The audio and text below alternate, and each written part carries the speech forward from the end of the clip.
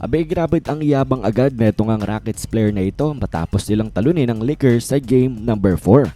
Pero bago natin pag-usapan yan ay eto muna ang bad news patungkol sa LA Lakers at kay Luka Doncic. Well, sa latest update ni Shams Charania ay kapag nga daw ang Lakers ay tinalo ang Rockets dito sa round 1 at nag-advance, ay ang expectation daw kay Doncic, he will still be out for the series against the Thunder.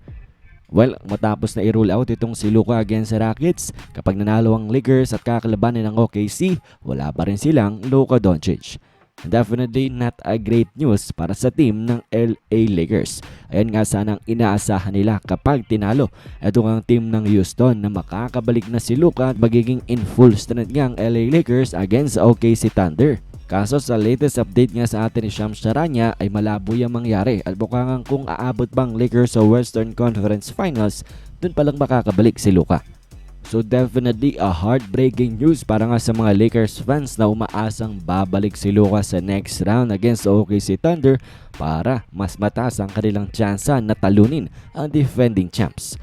Anyways, ngayon ay pag-usapan na natin ang nagyabang na agad na Rockets player matapos nga silang makakuha ng isang game laban dito sa Los Angeles Lakers. Well, I think alam niyo naman na 3-1 ang series lead na itong ang LA Lakers. At yan ay dahil nga nanalo ang Rockets sa game number 4. And well, before game number 5, abay itong si Jabari Smith Jr. is talking trash agad dito sa team ng LA Lakers. At tinawag na mas magaling daw sila sa Lakers. Ito, pakinggan natin ang mga sinabi niya. Just stay with it. Be us, be aggressive, play free. We're obviously the better team, I feel like. So just knowing that, being confident, trusting our work, and just telling us to be us. Why do you think you're the better team in this series? Us. I just feel like from top to bottom. You can say it's an opinion, you can say I'm biased, but I just think we're the better team.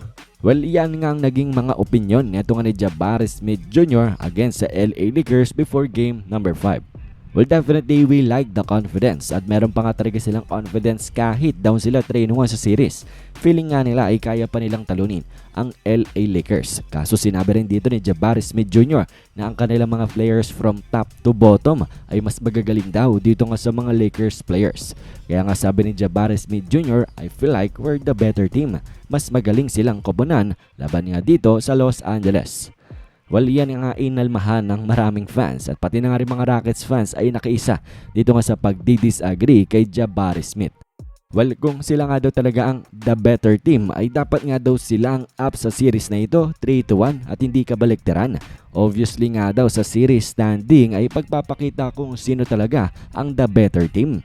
Well, obviously, we like the confidence na meron itong si Jabari Smith Jr. patungkol sa kanyang team laban sa kanilang kalaban. Kaso ang problema ay wala na nga daw sa realidad itong ang si Jabari Smith and he is just talking.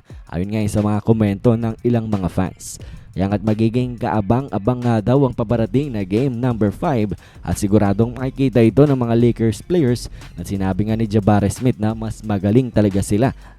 Laban nga dito sa Lakers team kahit down sila sa serye 3-1. Anyways, kayo ba? Ano bang inyong opinion? Anong inyong masasabi patungkol sa mga opinion dito ni Jabari Smith Jr.? Komento niyo lamang yan sa ating comment section.